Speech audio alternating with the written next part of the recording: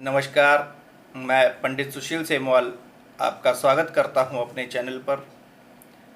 पिछले वीडियो में हमने आपको कुछ नियमों के बारे में बताया था, जो नियम कुंडली देखते वक्त फलादेश के लिए अति आवश्यक होते हैं।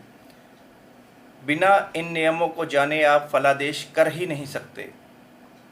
तो फलादेश के इन नियमों की श्रृंखला को आगे बढ़ाते हुए हम आपको कुछ नियमों के बारे में आज भी बताएंगे।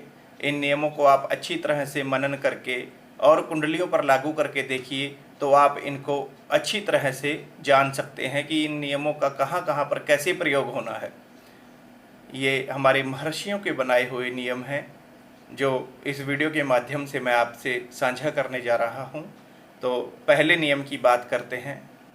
यदि कोई ग्रह किसी लग्न विशेष के लिए योग कारक हो, कोई योग कारक ग्रह किसी लग्न में हो, परंतु वो दिग्बल से हीन हो जाए, दिग्बल से शून्य हो जाए, तो वह अच्छा फल नहीं कर सकता।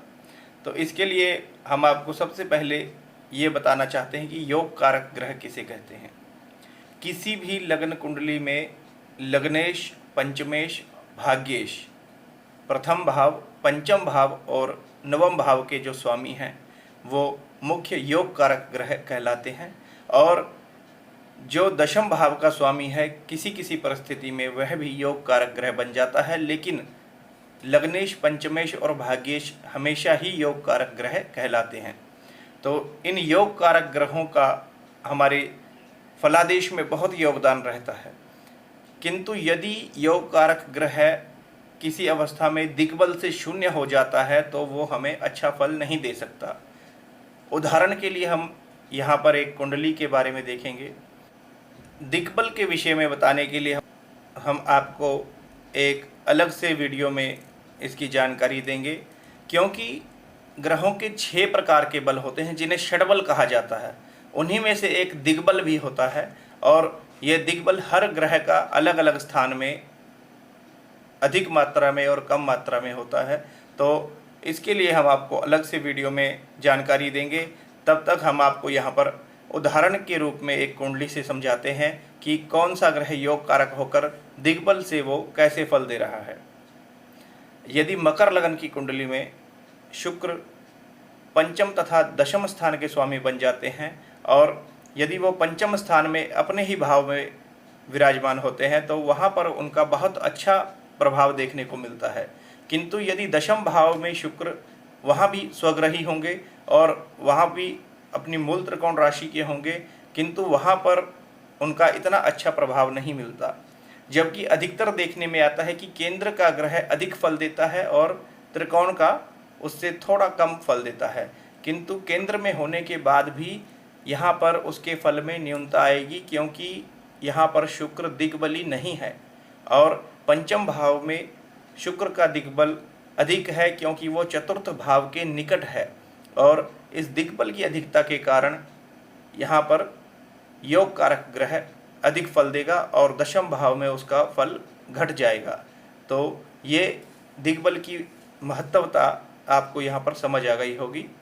द्वादश भाव का स्वामी अल्पता का सूचक होता है, कमी का सूचक होता है, और यदि यह धन सूचक ग्रहों के साथ आ जाता है तो यह धन की न्यूनता देता है। इसी प्रकार ये भाग्य के मालिक के साथ आ जाए तो ये भाग्य में न्यूनता देगा। यदि ये विद्या के ग्रह के साथ आ जाए तो विद्या में न्यूनता देगा। तो इसी प्रकार हम यहाँ पर इसकी उदाहरण लेंगे कि यदि मेष लगन की कुंडली हो और द्वितीय भाव धन भाव का स्वामी शुक्र, एकादश भाव लाभ स्थान का स्वामी शनि और द्वादश भाव का स्वामी बृहस्पति एक साथ युति में हो, तो इसमें आप देखेंगे कि द्वितीय और एकादश स्थान का स्वामी धन का सूचक है, लाभ का सूचक है, और द्वादश स्थान का स्वामी अल्पता का सूचक है। तो यह योग इंसान को धन की अल्पता देगा, क्योंकि यहाँ पर द्वादश भाव का स्वामी इन दोनों के साथ युति में आ गया है। तो जब जब द्वादश भाव के स्वामी की दशा अंतर्दशा आएगी तो यह धन की न्यूनता उसके जीवन में लेकर आएगा। यह आपके लिए एक रिसर्च का विषय है। आप इन सभी नियमों को अलग अलग कुंडलियों में लगा कर देखें, और अपनी राय हमें कमेंट बॉक्स में बताएं, व्हाट्सएप में बताएं। और यदि आप हमारा चैनल पसंद करते हैं तो इसे सब्सक्राइब करें। यदि आपको वीडियो पसंद आया तो लाइक करें, वीडियो को शेयर करें और सबसे पहले अगला भाग प्राप्त करने के लिए बेल आइकन को जरूर दबाएं। धन्यवाद।